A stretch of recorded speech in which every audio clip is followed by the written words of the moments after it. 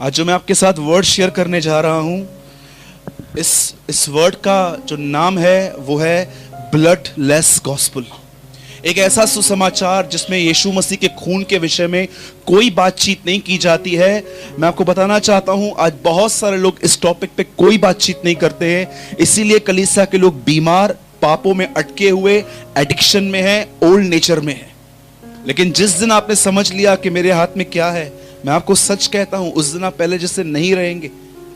और आज थोड़ी प्रैक्टिस भी करेंगे हम यहां पर कि कैसे उसके ब्लड को अप्लाई करते हैं। आइए हम स्टार्ट करते हैं। जिनके पास भी बाइबल है, हम सब खोलेंगे इफिसियों की पत्री, इंग्लिश में द बुक ऑफ इफिशियंस।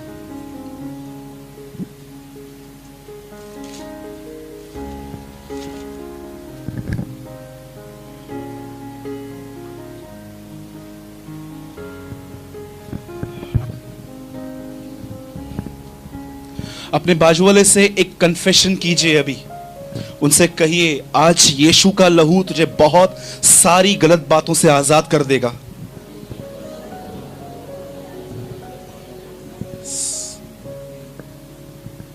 कितने लोगों ने कहा? Okay, good.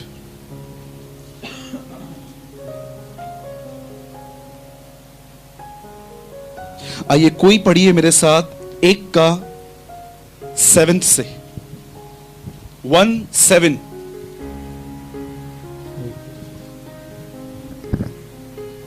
एक से 7।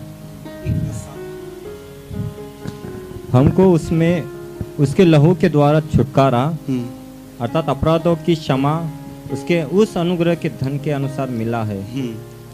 आगे, जिसे उसने सारे ज्ञान और समझ सहित। एक सेकंड ब्रदर, 1 का 7 पढ़िए। पढ़िए। हमको उसमें उसके लहू के द्वारा छुटकारा, हमको उसमें उसके लहू के द्वारा छुटकारा अर्थात अपराधों की क्षमा उसके उस अनुग्रह के धन के अनुसार मिला है। मिलेगा? इट्स है। आप जानते हो ब्लड क्या है? हाँ, कितने लोगों ने कभी ब्लड देखा है? बहुत सारा। हाँ, देखा है ना कभी कभी ब्लड कैसे पड़ा रहता है जब लोगों का एक्सीडेंट होता है वगैरह वगैरह। अब सब मैं चाहता हूं आप एक अटेंशन दीजिए यहां पर, इस बात को थोड़ा समझिए। मैं आप सबसे एक बात पूछना चाहता हूं, बाइबल ऐसा क्यों कहती है कि अगर तुम्हारे बीच में कोई कोढ़ी है तो वो अपने हाथ में 2 कबूतर के बच्चे लेके आके याजक के पास जाए? आप जानते हो कितने लोग कोढ़ियों से मिले हैं कभी? लेपर्स।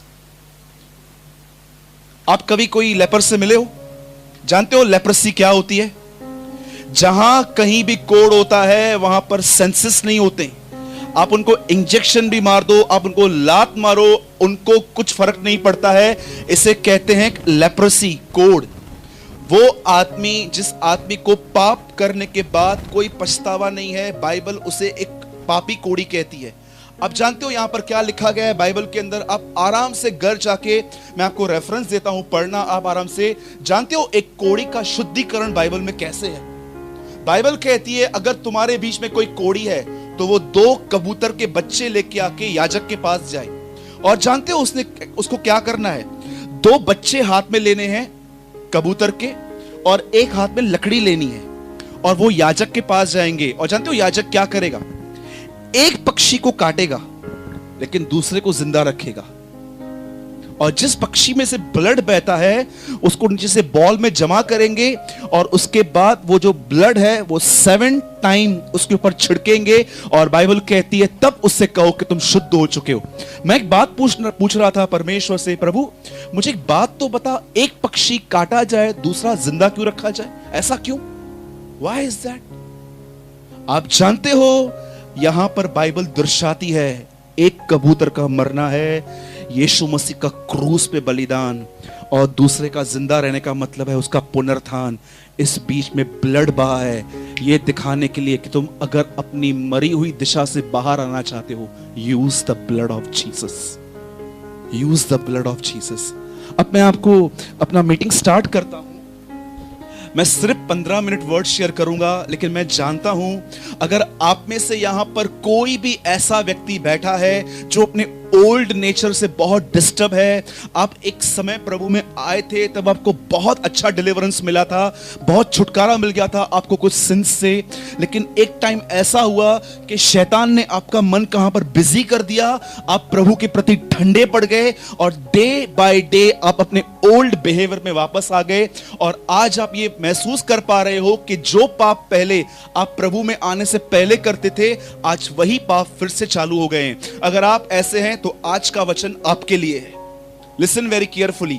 आप जानते हो बाइबल क्या कहती है? जब परमेश्वर ने मनुष्य को बनाया, उसके साथ उसने उसकी पत्नी बनाई जिसको आदम ने नाम रखा हवा, परंतु परमेश्वर ने रखा सहायक। और आप जानते हो जब आदम ने हवा के कहने पर उसे फल खा लिया, आप जानते हो उसके बाद क्या हुआ? बाइबल कहती है वो छुप गया, ही हाइड।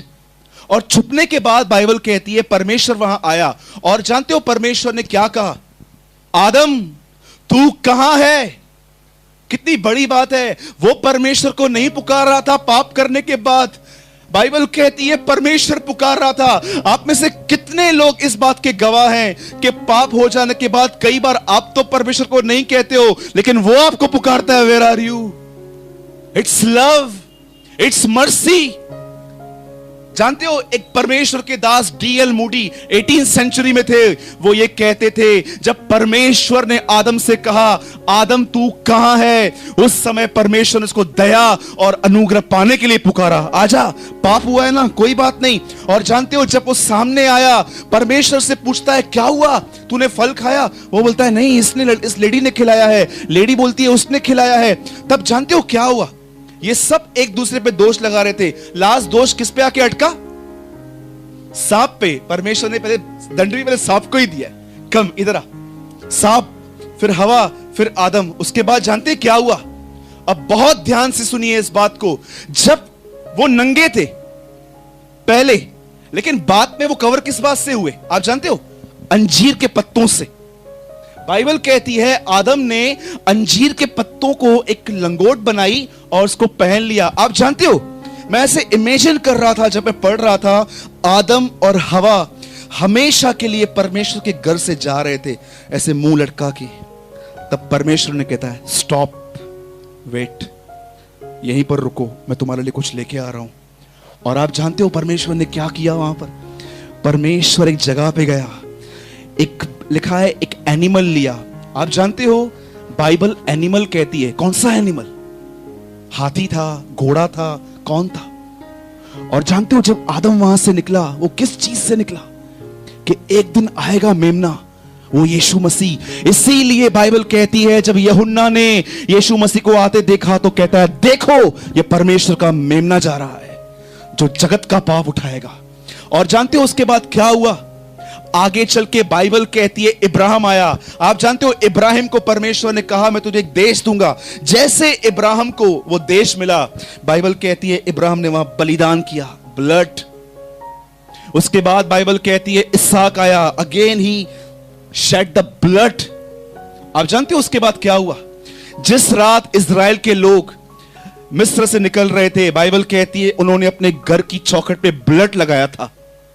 और जानते हो परमेश्वर ने क्या कहा था? जब मैं खून को देखूंगा मैं तुम्हें कुछ नहीं करूंगा। परमेश्वर ने यह नहीं कहा कि मैं तुम्हारे कामों को देखूंगा, मैं तुम्हारे बैकग्राउंड को देखूंगा, मैं तुम्हारे भले कामों को देखूंगा। एंड द लॉर्ड से I will see the blood, मैं खून देखूंगा। आप जानते हो कई बार हम छुटकारा क्यों नहीं पाते अपने बुरे बिहेवियर से? सिर्फ एक ही चीज की वजह से, we don't know the blood. और उसके बाद जब वो लोग प्रॉमिस लैंड में आए, जानते हो वहां पर एक लेडी थी, वैश्या थी, वो क्या नाम था उसका? रहाब। रहाब यहोशू से कहती है मैं तुमको सब दे देती हूं, मुझे छोड़ देना। वो कहता है कैसे छोड़ेंगे तुझे? एक काम करना, तू अपने बालकनी में एक रेड रिबन लगा देना, तब हम जान लेंगे कि ये तेरा घर है और तुझे कुछ नहीं करेंगे। Red ribbon, blood. और जानते हैं क्यों परमेश्वर पुराने नियम में लोगों को बोलता था पाप करने के बाद ब्लड चढ़ाओ? ब्लड ही क्यों? हाँ, आपको पता है मैं क्यों खड़ा हूं यहां पर? मैं स्टैंड कैसे हूं? मेरे बोन्स, मेरी नसें, मेरा मांस स्ट्रेच कैसे? Because of one thing, blood. आप जानते हो खून में क्या है? कितने लोगों ने यह बात देखी है? जब बॉडी में से खून निकलता है तो क्या निकलता है? मैंने हाईवे पे ऐसे एक्सीडेंट्स देखे हैं जिसमें उनका पूरा ब्लड निकल गया, हॉस्पिटल तक पहुंचने तक भी वो नहीं बचे। जानते हो क्यों? बाइबल कहती है मनुष्य का जो प्राण है ना वो ब्लड में है, ब्लड बह गया पूरा उसके। क्यों बाइबल ये कहती है यीशु ने जीवन दिया? जीवन क्या है? The life is in the blood. उसने खून दिया अपना। अब मैं आपसे एक बात पूछता हूं, बहुत ध्यान से सुनिएगा। क्यों ऐसा बाइबल कहती है बैल और बकरों का नहीं, लेकिन यीशु मसीह का लहू तुम्हें हर पाप से छुड़ाता है? क्या है उसमें? टेल मी, क्या है उसके खून में? और वो कैसे अप्लाई किया जाता है, कैसे यूज कर? अभी मैं आपको नॉलेज दे रहा हूं पूरा, पर इसको यूज कैसे करते हैं मैं आपको बताऊंगा। Listen very carefully.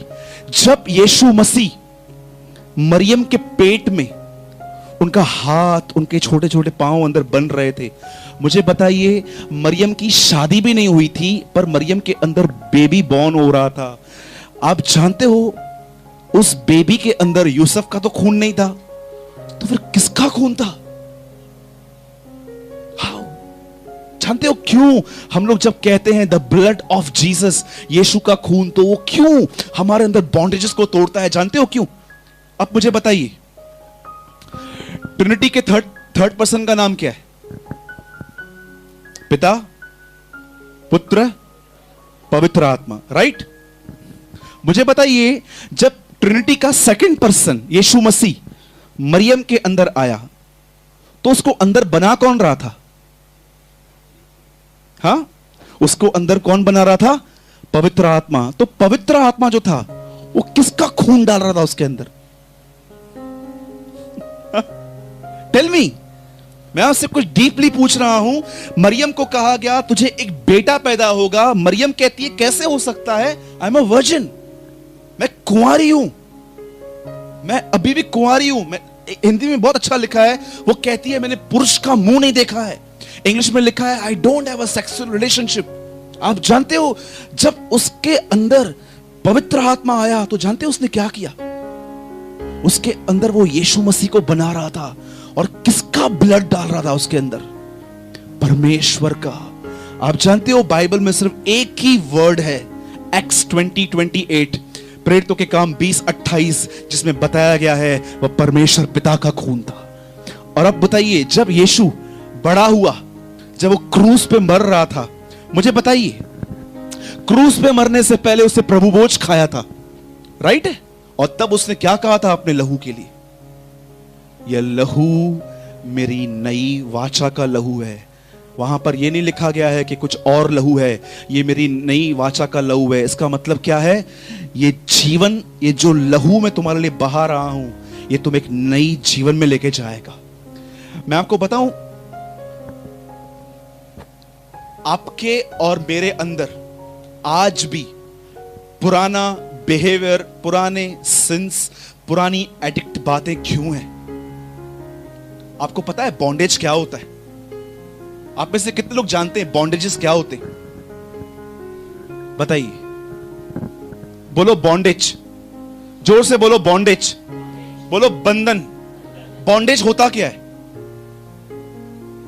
अरे मैं आपको बताना चाहता हूं, कुछ पाप जो आपसे रोज रोज होते हैं, आपकी गलती नहीं है, कुछ बॉन्डेज है आपके ऊपर। कोई है आपके अंदर बॉन्डेज जिसके ऊपर आज तक ब्लड नहीं आया है। इसीलिए वो डे बाय डे क्या कहता है पौलुस?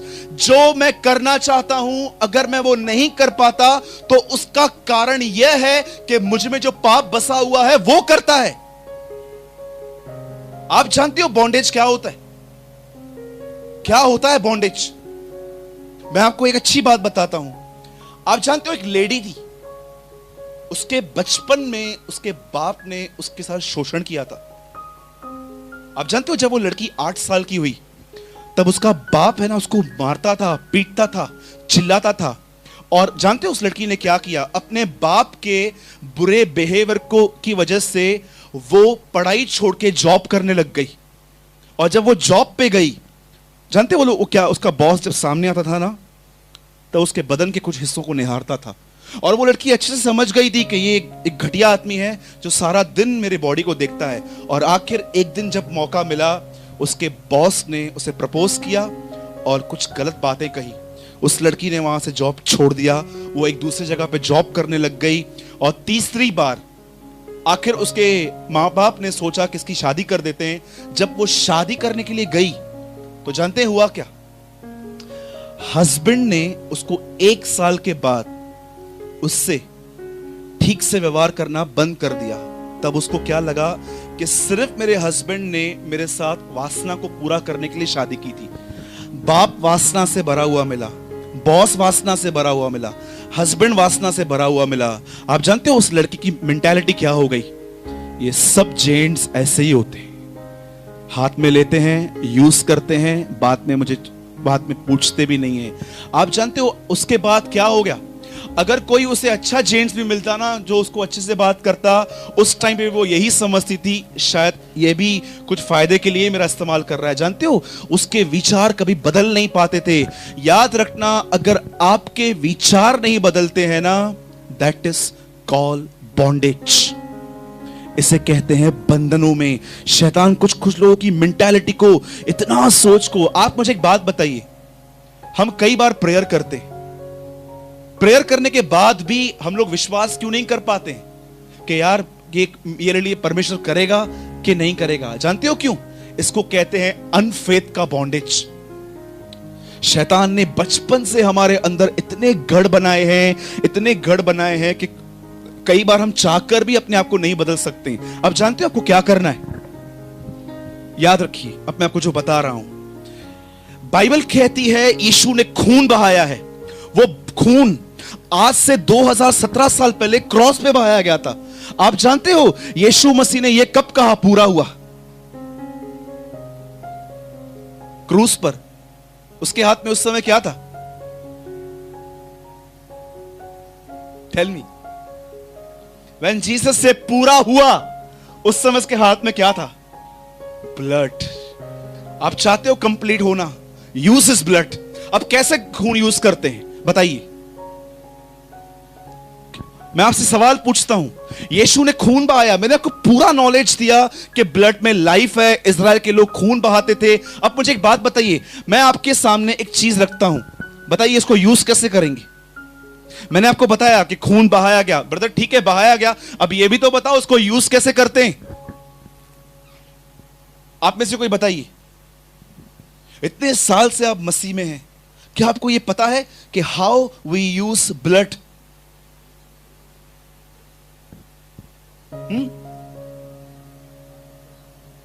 नहीं सिस्टर, आप मेरा सवाल नहीं समझ पा रहे हो। How you use the blood of Jesus. आप यीशु का खून कैसे इस्तेमाल कर सकते हो? अब मैं आपको एक बात बताता हूं। समझिए आप किसी बात से एडिक्ट हो। आप जानते हो बाइबल क्या कहती है? वे पाप किए बिना रह ही नहीं सकते। पतरस में एक वर्ड लिखा गया है, लिखा है इनकी आंखों में व्यभिचार बसा हुआ है, और एक जगह पे लिखा गया है इन्हें लालच का अभ्यास हो चुका है। आप जानते हो कुछ पाप इतने गहरे हैं हमारे अंदर जो हमें छोड़ते नहीं है, जानते हो? और कई बार आप देखते हो कोई बीमारी है, आ रही है जा रही है, जा रही है आ रही है, जा रही है आ रही है। मैं आपको आज कुछ कन्फेशंस देता हूं।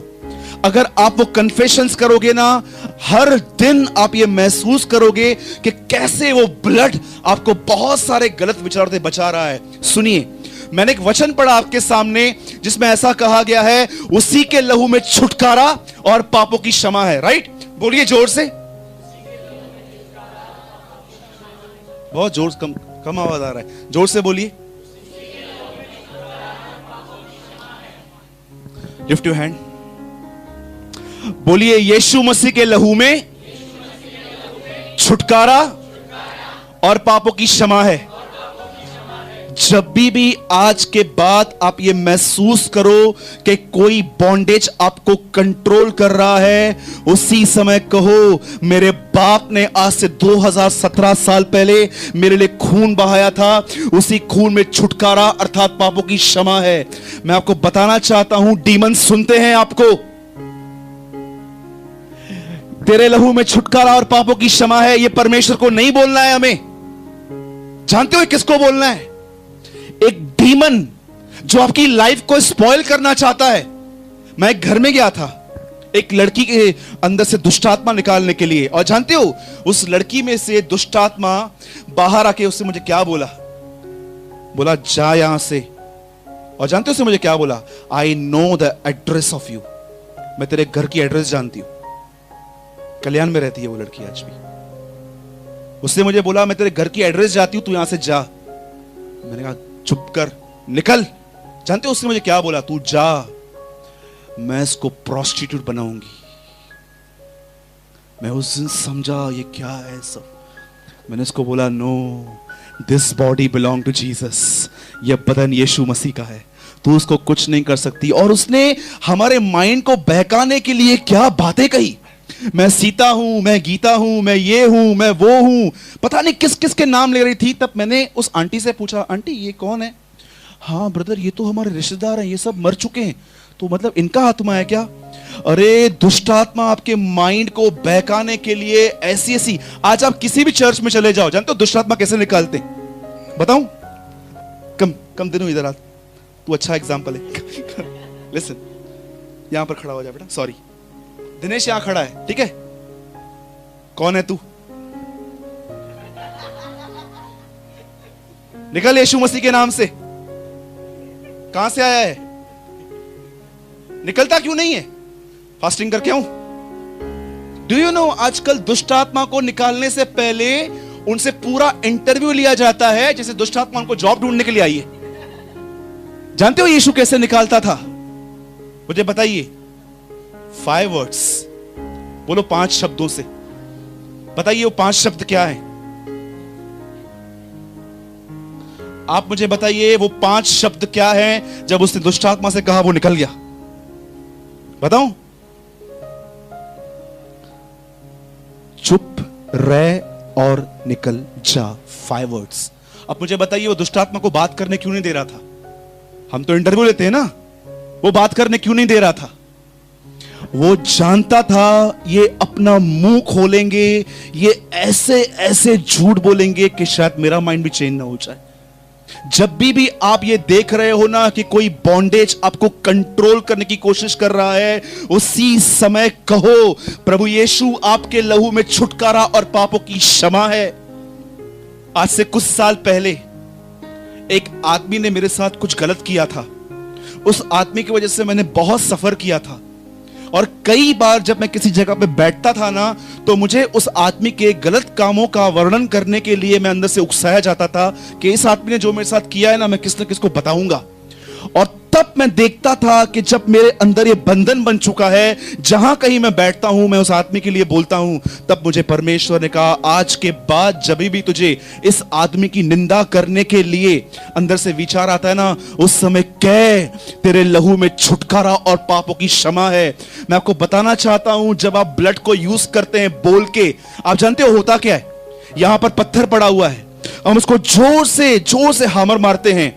आपको शायद लगेगा पत्थर नहीं टूट रहा है, लेकिन आपको यह समझना है वो पत्थर कमजोर हो रहा है।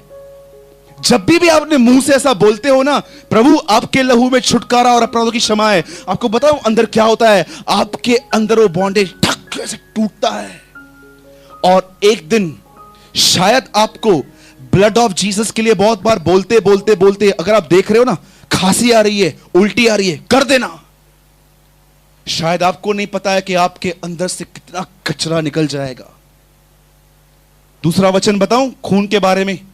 जब भी आप ये महसूस करो ना कि आपके अंदर पाप हो जाने के बाद कुछ गिल्टी नहीं है, कुछ आप रियलाइज नहीं कर रहे हो, उस समय ये कहा करो प्रभु यीशु आपके लहू में मेरा मरा हुआ विवेक जिंदा होता है। बाइबल कहती है प्रभु मैंने अपने विवेक को मारा है, उसे फिर से जिला। कितने लोग घर पे, आप जानते हो अय्यूब की किताब में क्या लिखा गया है? अय्यूब के घर के आजू बाजू एक बाड़ा बंधा रहता था। आप में से कितने लोग जब घर को छोड़ते हैं तब आप ये कहते हो घर से निकलने के बाद, father I cover my house in your blood. कोई दुष्ट आत्मा मेरे घर पे नहीं जाएगी, कोई बीमारी मेरे घर पे नहीं जाएगी। आप में से कोई है जो ट्रेन, रिक्शा, कार में चढ़ने से पहले बोलता है, Lord I cover this car in the blood. Lord is my witness. जब मैं एक्टिवा चलाता हूं ना, मैं से हाथ रखता हूं, प्रभु इस समय तो मैं तेरे राज्य के लिए बहुत इंपॉर्टेंट व्यक्ति हूं और मैं जानता हूं मेरे पीछे पूरा नरक पड़ा है मारने के लिए। Father I cover my bike in your blood. और हम रोज बरोबर पहुंचते। जब आप ब्लड के लिए बात करते हो ना, मालूम है कौन सुनता है? बताइए। एक आखिरी बात बता के मैं खत्म कर रहा हूं अभी। याद रखना, इस दुनिया में अगर सबसे ज्यादा कोई यीशु के खून का प्रचार करता है ना, तो वो एक ही आदमी है, ओनली वन पर्सन।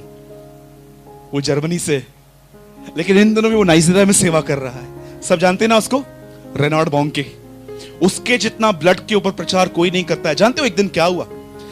रेनार्ड बोंके अपने घर से निकला और जानते हो उसने अपनी आंखों से देखा कि कोई दुष्ट आत्मा है ना वहां पर खड़ी है।